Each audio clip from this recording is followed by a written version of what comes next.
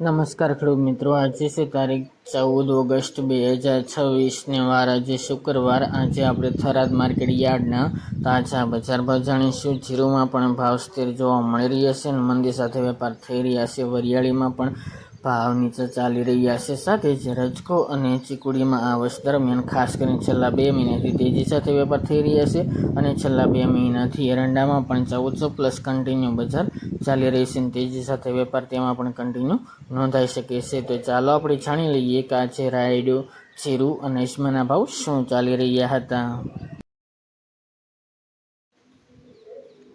ખેડૂત મિત્રો, આજે આપણે થરાદ માર્કેટ યાર્ડના ભાવ જાણીએ તો જીરું 2460 થી 4151 રૂપિયા, રાયડો 1500 થી 1623 રૂપિયા, ગુવારગમ 1007 થી 1100 રૂપિયા, એરંડા 1370 થી 1423 રૂપિયા, મેથી 1270 થી 1651 રૂપિયા, ઈસબગુલ 1911 થી 2321 રૂપિયા, વરિયાળી 1470 થી 1841 રૂપિયા અને બાજરી 438 થી 508 રૂપિયા।